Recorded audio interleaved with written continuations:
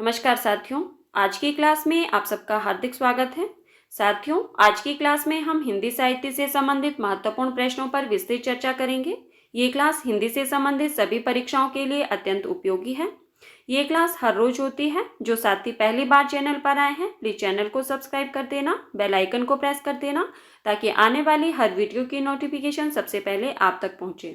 तो आइए हम आज की क्लास को शुरू करते हैं और हमारा आज का पहला प्रश्न है, हिंदी साहित्य का प्रथम ज्ञानपीठ पुरस्कार किसे मिला? आपके पास ऑप्शन है सुमित्रा नंदन पंत, रामधारी सिंह दिनकर, महादेवी वर्मा या अज्ञे। तो बताइए इसका सही उत्तर क्या होगा और साथ में ये भी बताना है कि किस रचना के लिए मिला और कब मिला। बिल्कुल सही। जिन साथियों ने ऑप्शन नंबर 1 बताया है उनका उत्तर सही है। हिंदी साहित्य का प्रथम ज्ञानपीठ पुरस्कार सुमित्रा नंदन पंत को मिला था। किस रचना के लिए? चितंबरा रचना के लिए। कब मिला था? 1968 ईस्वी में। रामधारी सिंह दिनकर को भी ज्ञानपीठ पुरस्कार मिला था। किस रचना के लिए? उर्वशी के लिए। कब मिला था? 1972 ईस्वी में।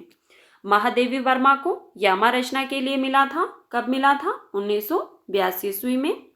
और अज्ञे को कितनी नाव में कितनी बार के लिए ज्ञानपीठ पुरस्कार मिला था? कब मिला था? 1978 ईस्वी में। हमारा अगला प्रश्न है, आदिकाल के अंतर्गत सरहप्पा, लुयप्पा आदि कवि जो है वो किस साहित्य से संबंधित हैं? आपके पास ऑप्शन है जैन साहित्य, सिद्ध साहित्य, लौकिक साहित्य या रासो साहित्य। तो बताइए इसका सही उत्तर क्या होगा? बिल्कुल सही। जिन साथियों ने ऑप्शन नंबर 2 बताया है उनका उत्तर सही है। सरहप्पा और लुयप्पा जो है वो सिद्ध साहित्य के अंतर्गत आते हैं। अब आप लोगों के लिए आज का प्रश्न है कि सरहप्पा को हिंदी का प्रथम कवि किसने माना है? सरहप्पा को हिंदी का प्रथम कवि किसने माना है? आज का प्रश्न है आप लोगों के लिए। हमारा अगला प्रश्न है, मतवाला पत्रिका के संपादक कौन थे? आपके पास ऑप्शन है माखनलाल चतुर्वेदी, बालकृष्ण भट्ट, भारतेंदु हरिचंद या सूर्यकांत त्रिपाठी निराला। तो बताइए इसका सही उत्तर क्या होगा? मतवाला पत्रिका के संपादक कौन थे? बिल्कुल सही। जिन साथियों ने ऑप्शन नंबर 4 बताया है उनका उत्तर सही है। मतवाला पत्रिका के संपादक सूर्यकांत त्रिपाठी निराला थे। यह एक साप्ताहिक पत्र था, कलकत्ता से प्रकाशित हुआ था। कब? 1923 ईस्वी में। हमारा अगला प्रश्न है, इनमें से जायसी की कौन सी रचना नहीं है? आपके पास ऑप्शन है आखिरी कलाम, अखरावट, चित्रावली या पद्मावत। तो बताइए इसका सही उत्तर क्या होगा? कौन सी रचना जो है वो जायसी की नहीं है, इसका चयन करना है आपको और साथ में ये बताना है कि फिर ये रचना जो है वो किसकी है। बिल्कुल सही। जिन साथियों ने ऑप्शन नंबर 3 बताया है उनका उत्तर सही है। चित्रावली जो है वो जायसी की रचना नहीं है। किसकी रचना है ये? उस्मान की रचना है, 1613 ईस्वी की। हमारा अगला प्रश्न है, हिंदी की बोलियों को कितने वर्गों में रखा गया है? आपके पास ऑप्शन है 5, 4, 8 या 3। तो बताइए इसका सही उत्तर क्या होगा? हिंदी की बोलियों को कितने वर्गों में रखा गया है, इसका चयन करना है और साथ में उनके नाम भी बताने हैं आपको। बिल्कुल सही। जिन साथियों ने ऑप्शन नंबर 1 बताया है उनका उत्तर सही है। हिंदी की बोलियों को 5 वर्गों में रखा गया है और उनके नाम क्या क्या थे? पश्चिमी हिंदी, पूर्वी हिंदी, राजस्थानी हिंदी, पहाड़ी हिंदी और बिहारी हिंदी।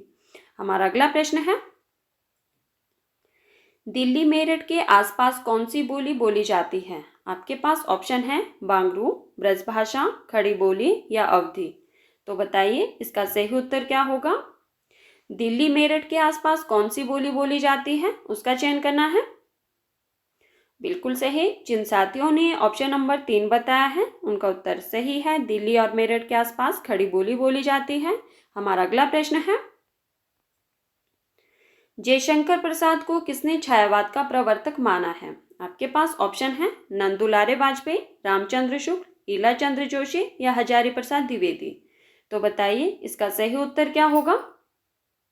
जयशंकर प्रसाद को किसने छायावाद का प्रवर्तक माना है?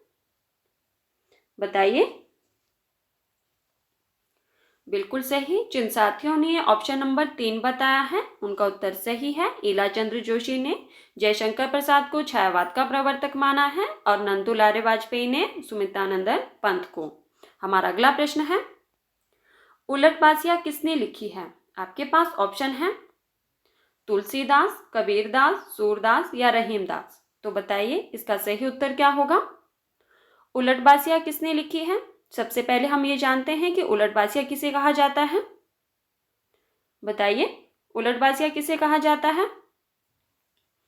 उलटबासिया होती है जो सीधे सीधे ना कहकर घुमा फिरा कर उलट कर, मतलब कविता के माध्यम से कही हुई बात, उसको जो है हम उलटबासिया कहते हैं। ठीक है, अब आपको बताना है कि उलटबासिया किसने लिखी है। बिल्कुल सही। जिन साथियों ने ऑप्शन नंबर 2 बताया है उनका उत्तर सही है, कबीरदास ने लिखी है। हमारा अगला प्रश्न है, कार्यक्रम की दृष्टि से निम्नलिखित रचनाकारों का सही अनुक्रम क्या है? कालक्रम की दृष्टि से होगा यहाँ पे। कालक्रम की दृष्टि से निम्नलिखित रचनाकारों का सही अनुक्रम बताना है आपको। आपके पास ऑप्शन है सरहप्पा, पुष्पदंत, हेमचंद्र, अद्धमान। ऑप्शन नंबर 2 में है पुष्पदंत, सरहप्पा, हेमचंद्र, अद्धमान। सरहप्पा, हेमचंद्र, अद्धमान, पुष्पदंत, हेमचंद्र, सरहप्पा, पुष्पदंत और अद्धमान। तो बताइए इसका सही उत्तर क्या होगा?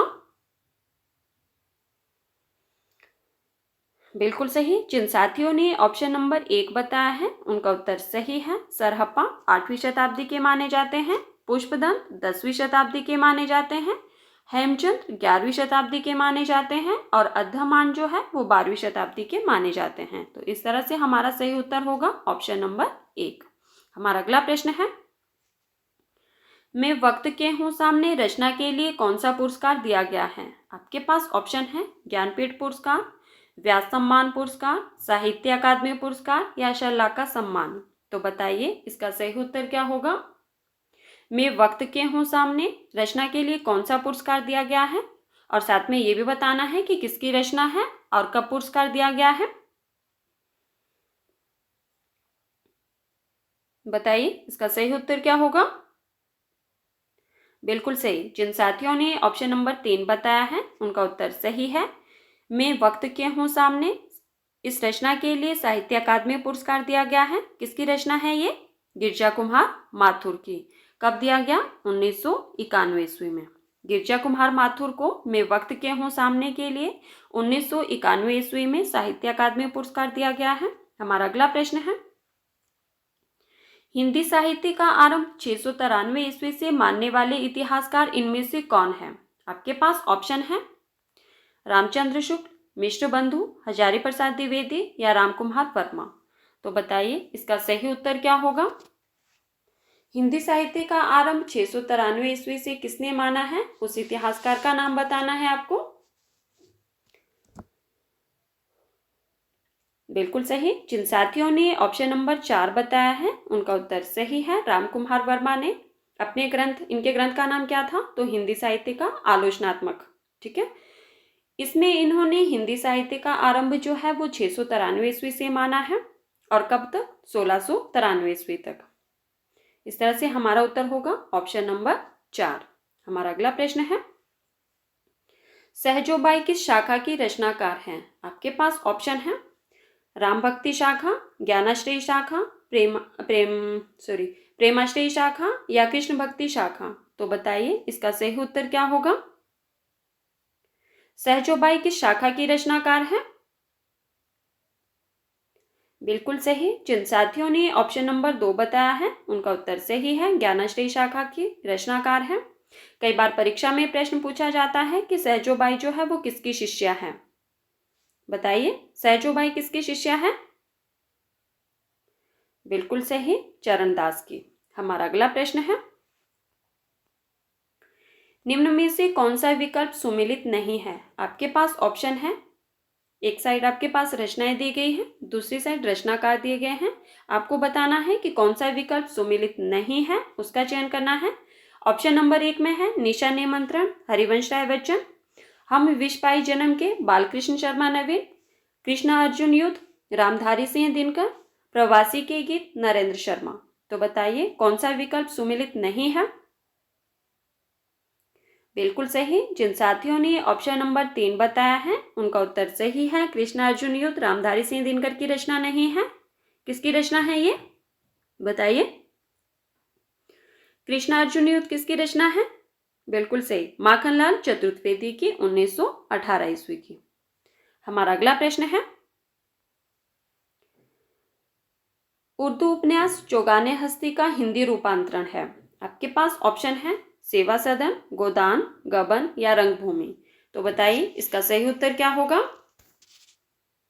चौगाने हस्ती का हिंदी रूपांतरण क्या है उसका चयन करना है आपको। ये सारे जो उपन्यास हैं इसके रचनाकार कौन है? तो प्रेमचंद जी के उपन्यास है ये। आपको बताना है कि चौगाने हस्ती का हिंदी रूपांतरण उपन्यास का नाम बताना है। बिल्कुल सही। जिन साथियों ने ऑप्शन नंबर 4 बताया है उनका उत्तर सही है, रंगभूमि। ठीक है। हमारा अगला प्रश्न है, महाराणा का महत्व किसकी रचना है? आपके पास ऑप्शन है केदारनाथ मिश्र, केदारनाथ अग्रवाल, माखनलाल चतुर्वेदी या जयशंकर प्रसाद। तो बताइए इसका सही उत्तर क्या होगा। महाराणा का महत्व किसकी रचना है? बिल्कुल सही। जिन साथियों ने ऑप्शन नंबर 4 बताया है उनका उत्तर सही है। महाराणा का महत्व जयशंकर प्रसाद जी की 1914 ईस्वी की रचना है। हमारा अगला प्रश्न है, एक पति के नोट्स उपन्यास के लेखक हैं। आपके पास ऑप्शन है गोविंद मिश्र, महेंद्र भल्ला, ममता कालिया या गिरिराज किशोर। तो बताइए इसका सही उत्तर क्या होगा। एक पति के नोट्स उपन्यास विधा की रचना है, इसके लेखक कौन है? बिल्कुल सही। जिन साथियों ने ऑप्शन नंबर 2 बताया है उनका उत्तर सही है। एक पति के नोट्स महेंद्र भल्ला का उपन्यास है। हमारा अगला प्रश्न है, निम्न में से कौन सी हरिशंकर परसाई की रचना नहीं है? आपके पास ऑप्शन है ठिठुरता हुआ गणतंत्र, जीप पर सवारी लिया, प्रेमचंद के फटे जूते या विकलांग श्रद्धा का दौर। तो बताइए इसका सही उत्तर क्या होगा। कौन सी रचना हरिशंकर परसाई की नहीं है उसका चयन करना है और साथ में ये बताना है कि ये रचना किसकी है। साथियों, अगर वीडियो पसंद आए तो प्लीज़ वीडियो को लाइक करना और वीडियो को ज़्यादा से ज़्यादा शेयर करना। बिल्कुल सही। जिन साथियों ने ऑप्शन नंबर 2 बताया है उनका उत्तर सही है। जीप पर सवारी लिया हरिशंकर परसाई की रचना नहीं है। किसकी रचना है ये? शरद जोशी। हमारा अगला प्रश्न है, हिंदी का प्रथम गीति नाट्य है। आपके पास ऑप्शन है रजत शिखर, अजातशत्रु, करुणालय या पंचवटी प्रसंग। तो बताइए इसका सही उत्तर क्या होगा। हिंदी का प्रथम गीति नाट्य कौन सा है और उसके रचनाकार कौन है ये भी बताना है। बिल्कुल सही। जिन साथियों ने ऑप्शन नंबर 3 बताया है उनका उत्तर सही है। हिंदी का प्रथम गीति नाट्य करुणालय है और इसके रचनाकार कौन है? तो जयशंकर प्रसाद जी का नाटक है ये 1913 ईस्वी का। अब हम बात करते हैं कि रजत शिखर इसके रचनाकार कौन है। बताइए रजत शिखर के रचनाकार कौन है?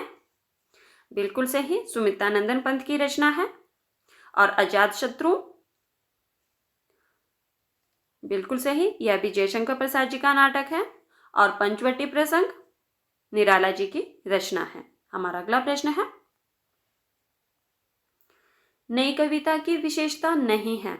आपके पास ऑप्शन है जीवन के प्रति आस्थावान होना, परंपरागत मान्यताओं का विरोध, ईश्वर में आस्था और असंशय की स्थिति, नया सौंदर्य बोध। तो बताइए इसका सही उत्तर क्या होगा। नई कविता की विशेषता नहीं है उसका चयन करना है आपको। बिल्कुल सही। जिन साथियों ने ऑप्शन नंबर 3 बताया है उनका उत्तर सही है। ईश्वर में आस्था और असंशय की स्थिति नई कविता की विशेषता नहीं है। हमारा अगला प्रश्न है, निम्नलिखित में से महादेवी वर्मा का निबंध कौन सा है? आपके पास ऑप्शन है रसमीमांसा, श्रृंखला की कड़ियां, संस्कृति के 4 अध्याय या पूर्वोदय। तो बताइए इसका सही उत्तर क्या होगा। महादेवी वर्मा का निबंध कौन सा है? बिल्कुल सही। जिन साथियों ने ऑप्शन नंबर 2 बताया है उनका उत्तर सही है। श्रृंखला की कड़ियां महादेवी वर्मा का निबंध है। और रसमीमांसा के रचनाकार कौन है? बताइए रसमीमांसा के रचनाकार कौन है? बिल्कुल सही, रामचंद्र शुक्ल है। और संस्कृति के 4 अध्याय ये किसकी रचना है? संस्कृति के 4 अध्याय रामधारी सिंह दिनकर की रचना है। और पूर्वोदय जो है वो जैनेंद्र कुमार की रचना है। तो साथियों, ये थे आज के हमारे कुछ महत्वपूर्ण प्रश्न जिन पर हमने चर्चा की। अगर आपको वीडियो पसंद आए तो प्लीज़ वीडियो को लाइक करना और वीडियो को ज़्यादा से ज़्यादा शेयर करना। धन्यवाद। मिलते हैं अगली क्लास में।